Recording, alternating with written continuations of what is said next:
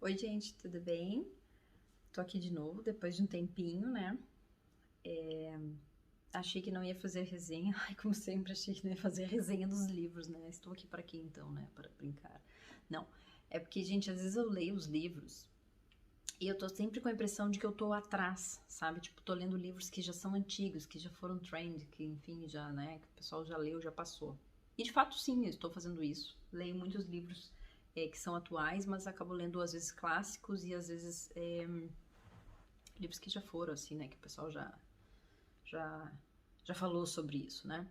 Mas eu acho interessante porque eu acho que os livros, eles sempre cabem para todas as épocas que a gente vive, sabe? Então, é por isso que eu sempre digo que, ai, não vou ler porque é cansativo, isso, aquilo, e acabo lendo e acabo terminando por mais denso que ele seja. E estou aqui hoje novamente para falar sobre um livro denso, um livro difícil.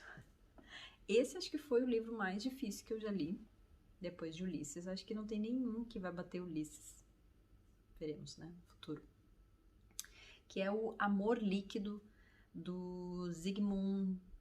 Não sei como é que pronuncia, tá, gente? Zygmunt Bauman, tá? É um escritor alemão.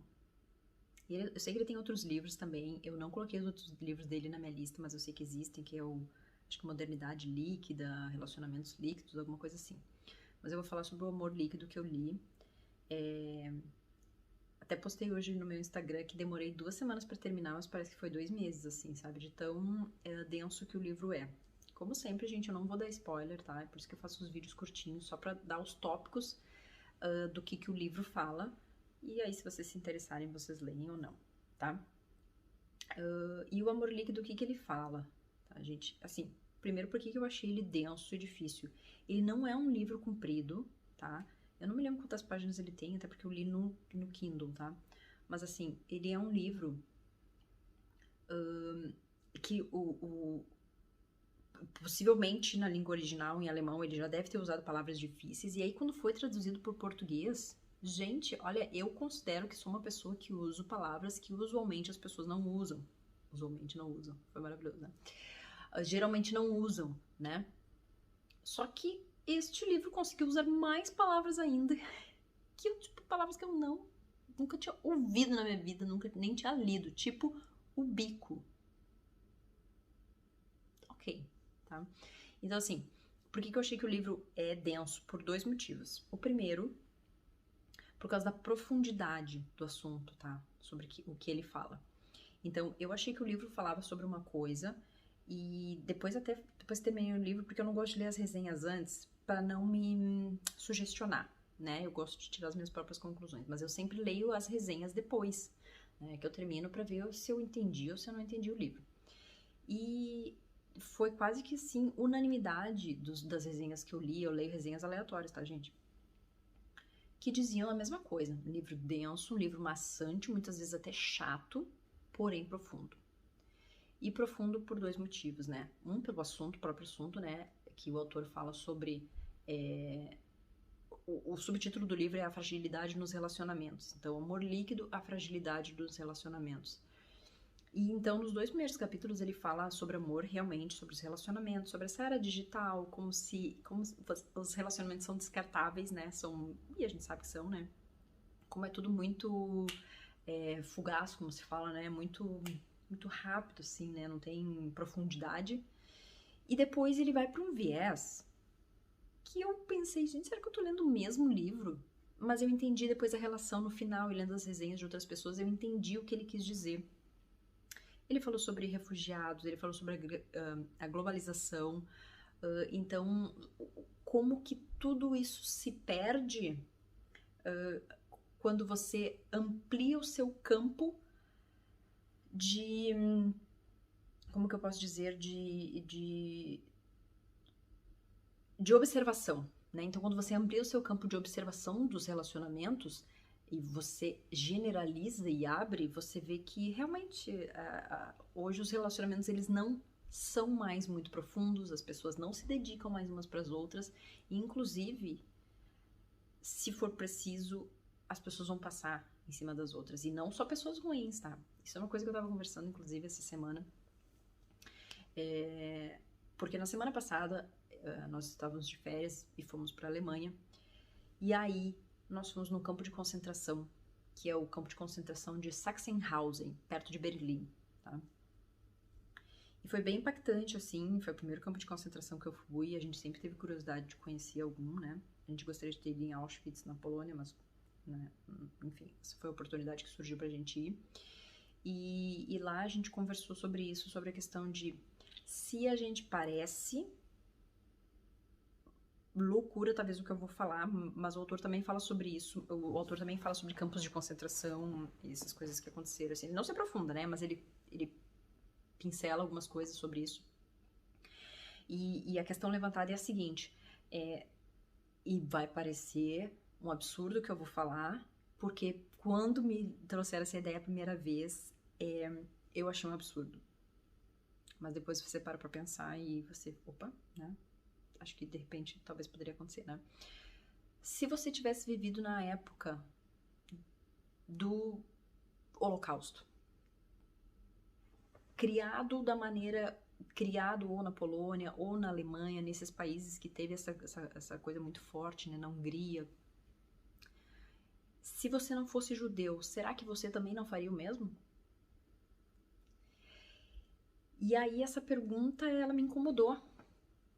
Porque, num primeiro momento, de primeira, assim, eu respondi, não, jamais farei isso, isso é um absurdo você pensar isso, o meu caráter não me permite, as minhas crenças não me permitem, ainda mais que eu sou uma pessoa que crê em Deus, essas coisas isso não me permitiria fazer o que essas pessoas fizeram. Mas num segundo olhar e num segundo pensamento, quando você processa a pergunta e aí eu consegui ter uma noção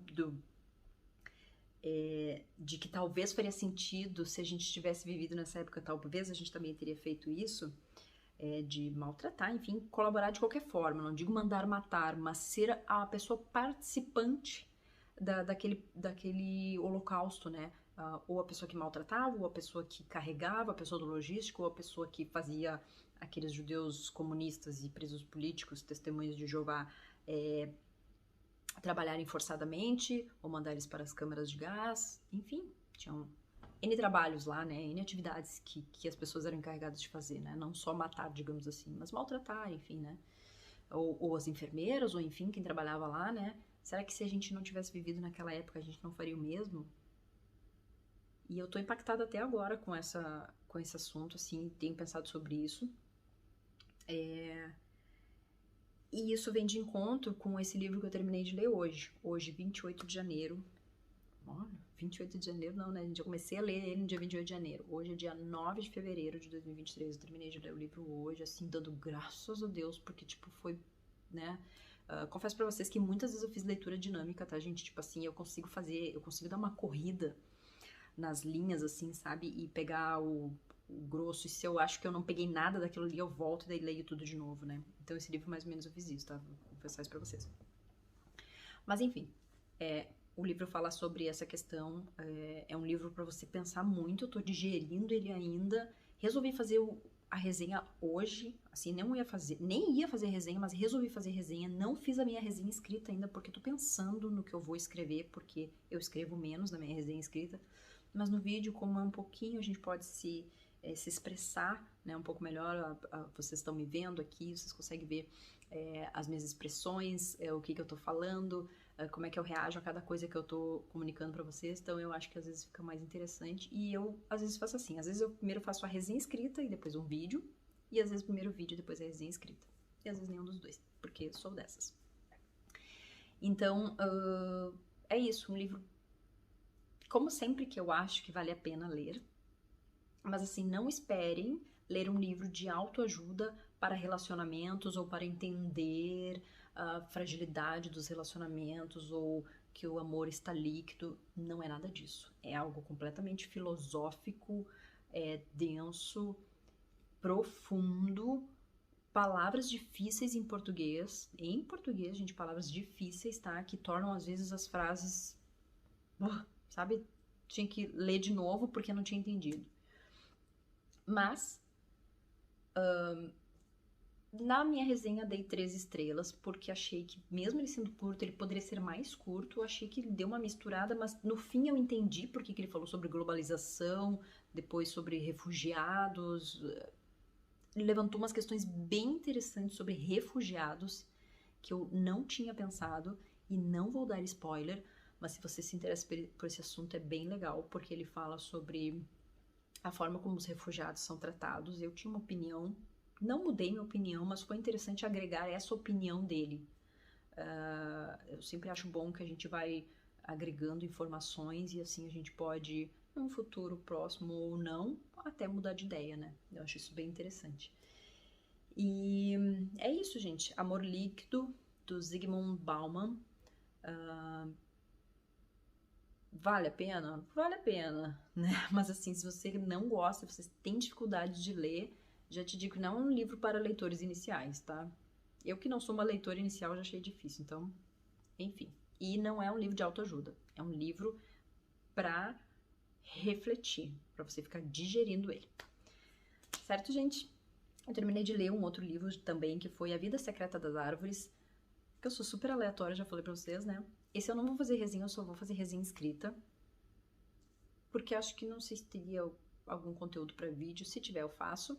E tô terminando de ler o Dear John em inglês. Não